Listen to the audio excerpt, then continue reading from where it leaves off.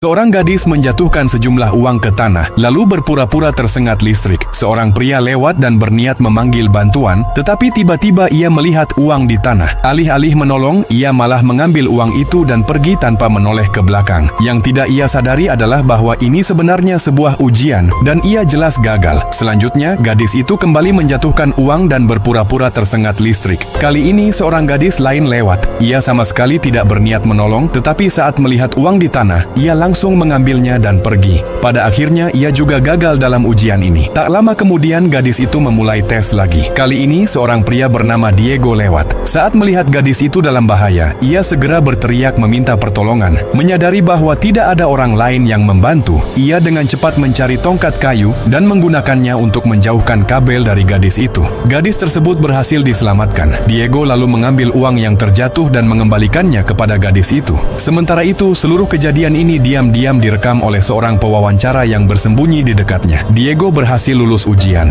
Ternyata ketiga orang tersebut sebenarnya sedang mengikuti wawancara kerja tanpa mereka sadari. Ujian putaran kedua pun dimulai. Saat mereka menunggu giliran wawancara, seorang pria tiba-tiba menjatuhkan koper dan berlari pergi. Dua kandidat dengan antusias membuka koper tersebut dan menemukan bahwa isinya penuh dengan uang. Diego langsung menyuruh mereka untuk mengembalikannya. Gadis itu bertanya, "Kamu tidak ingin membaginya dengan kami?" Diego menjawab, "Ini bukan milikku. Aku tidak menginginkannya." Dua kandidat lainnya pun memutuskan untuk membagi uang itu di antara mereka. Tak lama kemudian, pewawancara muncul dan memanggil asistennya, lalu mengumumkan bahwa wawancara telah berakhir. Saat itu, mereka baru menyadari bahwa asisten tersebut adalah gadis yang sebelumnya berpura-pura tersengat listrik. Seluruh tindakan mereka telah direkam oleh kamera pengawas. Pada akhirnya, dua kandidat yang tidak jujur mengembalikan uang itu dan pergi, sementara Diego, yang berhati baik, berhasil lulus wawancara.